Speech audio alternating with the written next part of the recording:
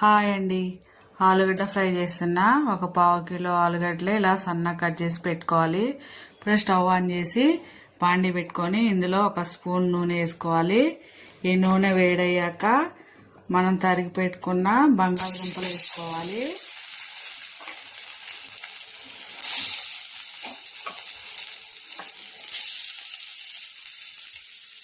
వేసుకొని వీటిని కలుపుకుందాం.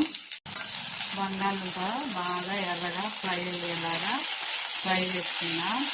కలుపుకుంటూ ఫ్రై చేసుకుంటూ ఉండాలి. ఎర్రగా ఫ్రై చేసుకున్నాను. ఇప్పుడు ఇలా ఫ్రై అవ్వాలి.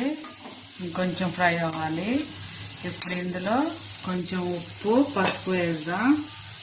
కొంచెం పసుపు, కొద్దిగంతా ఉప్పు వేద్దాం. ఒక హాఫ్ స్పూన్ వేసి కలిపి ఇంకో 5 నిమిషాలు మగ్గిద్దాం. అప్పుడు ఫ్రై అయిపోతుంది.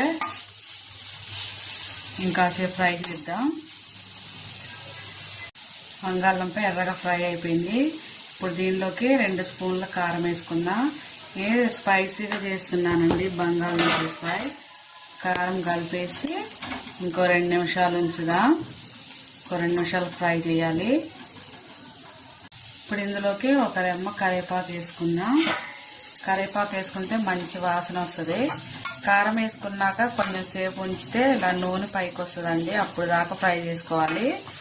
ఇనపకాయలు ఫ్రైలు చాలా బాగా వస్తాయండి. ఇంకో 2 నిమిషాలు ఉంచుకుందాం. అంతేనండి, స్పైసీ ఆలుగడ్డ ఫ్రై రెడీ అయిపోయింది. ఇప్పుడు స్టవ్ ఆపేసుకొని ఒక గిన్నెలో తీసుకుందాం. స్టవ్ ఆపేసాను.